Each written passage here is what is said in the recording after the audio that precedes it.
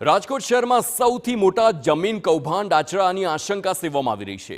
મૈકા ગામની સીમમાં શિવમ પાર્ક નામે બનાવી દેવાઈ સોસાયટી, સરકારી જમીન પર 200 મકાનોની સોસાયટી બનાવી દેવામાં આવી। 10 વર્ષ પહેલા બનેલા મકાનોને લઈ હવે કાર્યવાહી કરવામાં આવી રહી છે।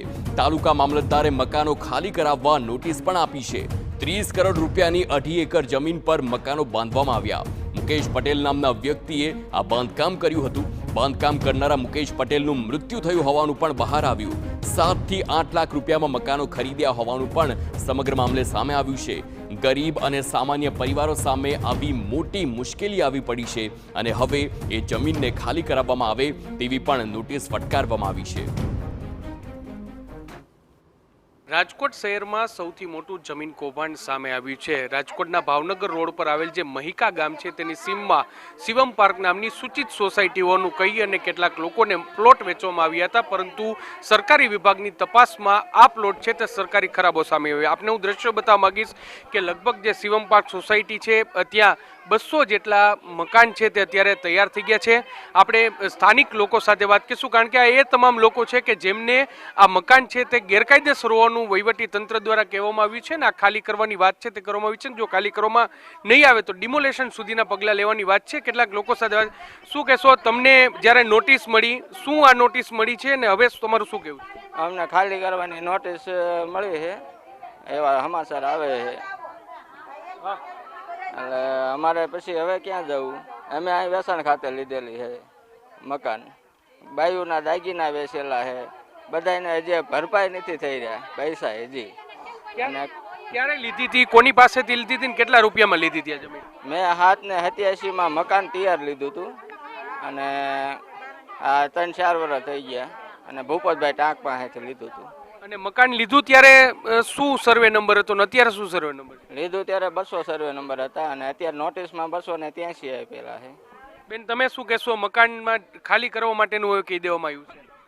સાહેબ, ખાલી કરી દેવાનું કે એમ થોડા ખાલી કરી દે? આ પૈસા રાત મજૂરી કરીને દાગીના વેચીને નાના છોકરાને સરકારીમાં ભણાવીને મકાન લીધા છે અને અત્યારે એમ કે ખાલી કરો। આ એમ કે છે યોજના બધી કે ગરીબને મકાન આપો, ગરીબને મકાન આપ્યા, આ યોજના કાઢી। આ ગરીબ પાસેથી મોઢામાંથી નિવાલો લઈ લેવાનું થયું ને કે ગરીબના મકાન લઈ લે એટલે ગરીબ ઈથી નહીં ગરીબ થાય, રૂપિયાવાળા ખીચા ભરે, એના જેવું થયું ને। તમે જ્યારે મકાન લીધું, કેટલા રૂપિયા લઈને મકાન લીધું હતું ત્યારે શું કહેવામાં આવ્યું હતું? આ મકાન કેવું છે? આ જગ્યા સરકારી છે પણ હવે આમાં કાંઈ નહીં થાય। આ મકાન મેં 7 લાખ રૂપિયામાં બનાવેલું છે અહીં કરે। તમે શું કહેશો બેન, કેટલી હવે જ્યારે બેન મકાન ખાલી કરવાનું તંત્રએ તમને કીધું છે? મકાન ખાલી કરવાનું કીધું તો પેલા એ લોકોને ખબર નહોતી કે આ વેચાય નહીં મકાન, એમ મકાન હરિધવા વાળા છે, હરિધવા છે, હરિધવા કરી એના પાસેથી અમે લીધા છે અને અમે સરપંચ હોતા છે, સરપંચે હોતા વેચેલા છે બધા, ઘણા ખરા સરપંચે મૈકાના સરપંચે વેચેલા છે। તો એ લોકોને ખબર છે કે આ ખરાબો છે તો વેચાય જ નહીં એનાથી અને માણસોને હેરાન કરાય જ નહીં। એ પૈસા કેવી રીતે કમાતા હોય તો એને જ ખબર હોય એમ। બેન, શું કહેશો તમે? સાચું જ છે ને, 2 છોકરા હે, ઘરવાળો નથી અને હજી માથે દેણા વ્યવહાર હગાવાલા આગળ વ્યવહાર, હજી પૈસાને હાલે છે હપ્તા અને આખે મકાન ખાલી કરો, ક્યાંથી ખાલી કરી? દેવટાણે બિલ્ડર નો ખબર હોય કે આ નાના માણસ છે, તો સરકારને નહોતી ખબર કે આટલા મકાન છે યા સૂચિતમાં એમ નામ નો દેવાય। જે તમામ જે રહેવાસીઓ છે તેમને સૂચિત મકાન છે તેવું કહી અને આ મકાન છે તે આપવામાં આવ્યું હતું, પરંતુ વાસ્તવિક સ્થિતિ આવી ત્યારે સરકારી ખરાબો સામે આવ્યો। શું કહેશો તમે? એક જાતનો અમારે એરિયા ફ્રોડ જ બન્યું છે। અમારી ફાઇલમાં 200 નંબર છે સર્વે નંબર અને આ છે 283 નંબર સર્વે નંબર। તો અમારી એરિયા ફ્રોડ થયું છે, શું થયું છે? અમે પૈસા દીધા, અમે મફત નથી લીધા, અમે કાળી મહેનત કરીને રૂપિયો ભેગો કરીને અને વેચાતા લીધા। કોઈને 7 લાખ, કોઈને 8 લાખ, કોઈને 9 લાખ અંદાજ બિલ્ડરોએ અમારે એરિયા ફ્રોડ કર્યું છે। તંત્રએ તમને બોલાવ્યા હતા ત્યારે શું કીધું તમને? અમારી પાસે પુરાવા માંગ્યા, નોટિસ અમને આપી એટલે અમારી પાસે પુરાવા માંગ્યા એટલે અમે પુરાવા આપ્યા છે। તો અમે વકીલ રાખ્યો હતો, વકીલ અમને કે અમે ગાંધીનગર કાગરિયા મોકલ્યા। સોસાયટી કોને બનાવી છે? કોને સોસાયટી?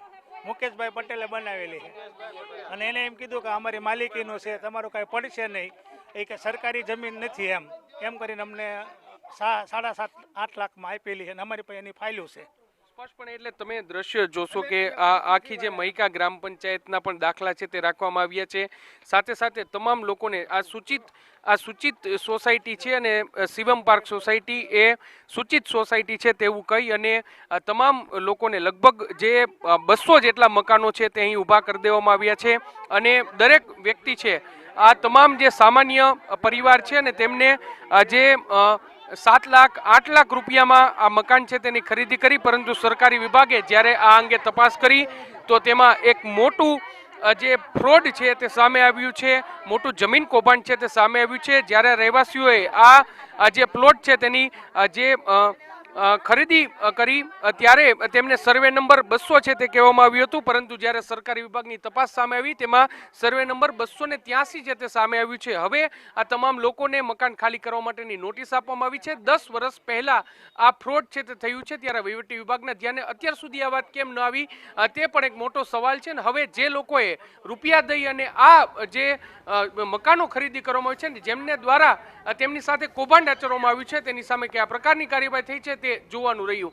કેમેરા પર્સન ભાવેશ લશ્કરી સાથે મોહિત ભટ્ટ, TV9 રાજકોટ.